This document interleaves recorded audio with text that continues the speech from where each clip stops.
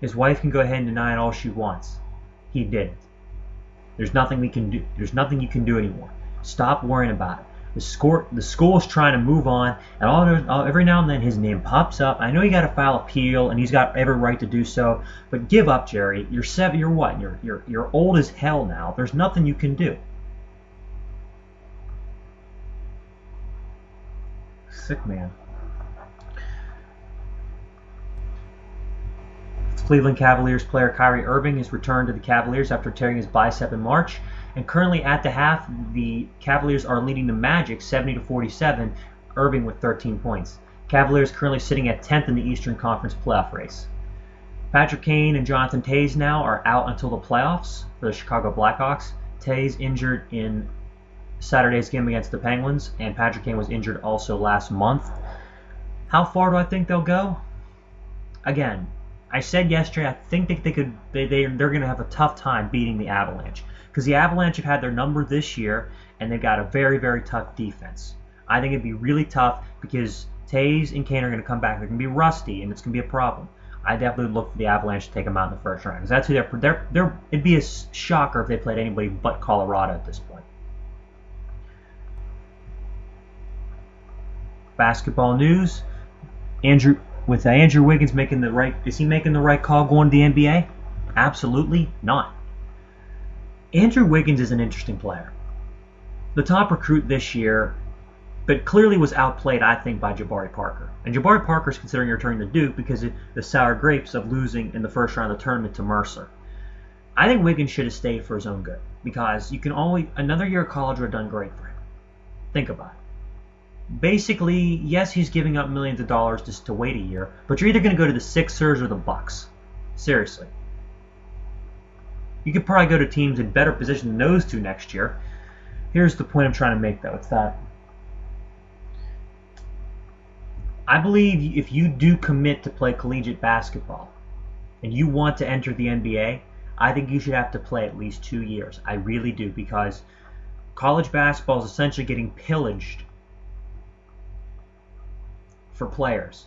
These players just go 1 year and they're done. It's just, no, just stay for, you have to stay at least 2 years. I don't know how Billy Donovan's got his team to stay together in Florida for 3-4 years a player, but that's impressive. But still, Jabari Parker, if he were to come back to Duke, would be the best choice for him, because he'd get a chance to avenge what happened in the NCAA tournament. They'll probably be a 3 or 2 seed again next year, because they're probably going to get another recruiting class, and they're probably going to be as good because Duke is one of the best basketball programs of all time. Seriously, he should come back. Parker should come back. And Wiggins made a completely stupid bonehead rush to judgment call going to the NBA. It's like he just used Kansas. Like, if I was Kansas, I'd disown him.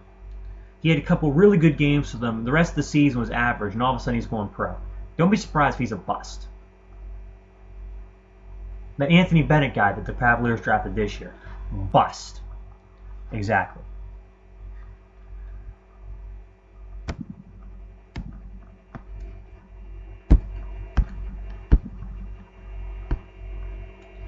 I talked about it a little bit yesterday and a little bit today about the Redskins signed Deshaun Jackson. More of the contract details today. 3 years, $24 million, and $16 guaranteed. Do I consider it a good move? For the Redskins, it's a great move for RG3, for that entire offense, for that entire team. For Deshaun Jackson, he basically sealed his fate. He's never ever going to win a Super Bowl. Now, some players like the money instead, and that's fine. We just look at them as selfish assholes a little bit less. And regardless whether Deshaun did do anything wrong or not, or if he is really connected to that gang in LA that is suspected of murder, that has nothing to do with it. He's still a selfish player. Honestly, he should have definitely looked into San Francisco and New England. New England had the cap space to sign him, and San Francisco could have used him. You put him in San Francisco with Crabtree, Bolden, Davis, Colin Kaepernick, Frank Gore out of the backfield, and a really good offensive line in terms of run block. I've always said they don't pass block well. That is just a recipe for a Super Bowl run, because he would have given them that little bit of spark needed to potentially take out Seattle in the NFC Championship. For them, it's a good move. For him, it's a bad one. Now, He's, of course, going to be paired alongside Pierre Garçon. He's going to be the feature guy getting passes from RG3. Who is the best quarterback receiver combo now in the NFC East? Is it RG3 and Deshaun Jackson, Romo and Des Bryant, or Eli Manning and Victor Cruz? Honestly, I don't really think this is even close. It's Tony Romo and Des Bryant. Yeah, I said Tony Romo. For one, I don't think you can make a comprehensive argument that says RG3 is better than Tony Romo. He had a good rookie year. It led him to the Rookie of the Year award and led him to the playoffs. But really, what's he done since? He's had a really bad year last year. Romo has been, other than his couple of his late game collapses, which are well documented, other than that, he really has not been bad as the starting quarterback of the Cowboys. If anything, he's been the third best quarterback in team history. Don Meredith was a good player, and Danny White was, but Tony Romo's better than they are.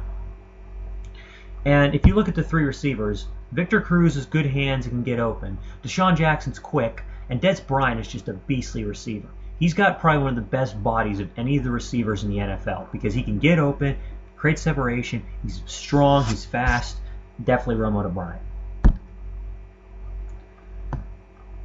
Now, as I discussed it earlier, I think the Giants are going to take the NFC East. I really do. I think the improvements of the offensive line to grind the clock down, because you look at the time possession last year, the Giants were terrible in that aspect. They could not keep the ball, and oftentimes they'd get down so quick, it would just the game would be over.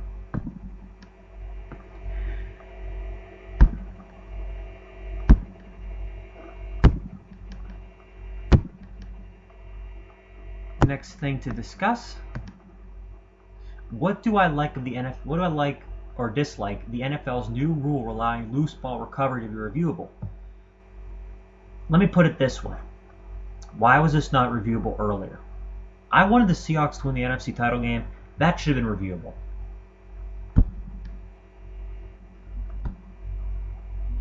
My point is this: everything in the NFL should be reviewable. Penalties should be reviewable. All kind of things should be reviewable, like in Major League Baseball. You know what? I should be slapped for just saying that, because in Major League Baseball, everything the analogy was meant to say it should be reviewable, and so should everything in baseball. Not that baseball reviews everything. Completely different how I screwed myself over there. But yeah, NFL you should be allowed to review just about anything.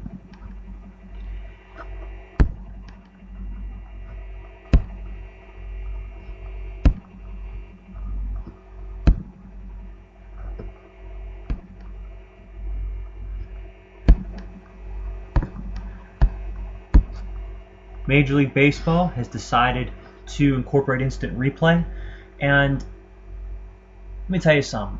NBA, NHL, NFL, even professional tennis got instant replay before baseball did. Isn't that kind of sad? And here's how they're only getting like one challenge a game or something like that. I'm not really sure how the system works. Here's how it should work.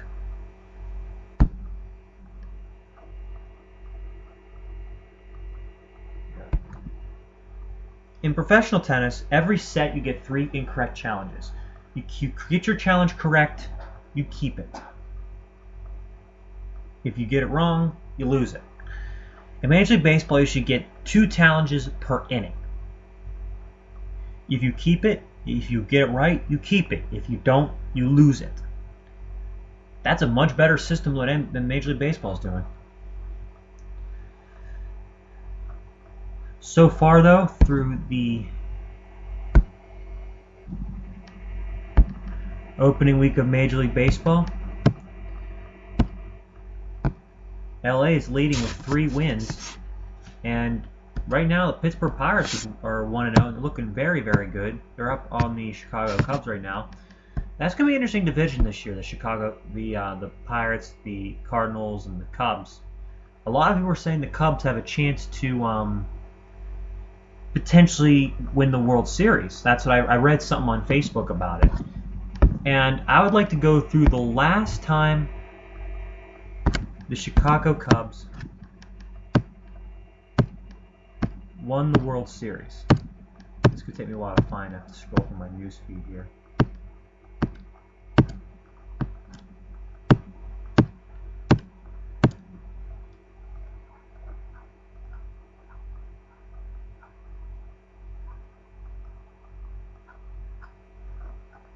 Don't worry, I'm just trying to find this. The last time the Chicago Cubs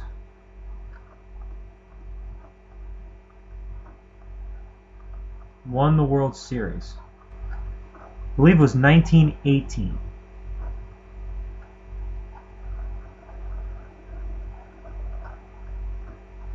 This is further down my newsfeed than I thought.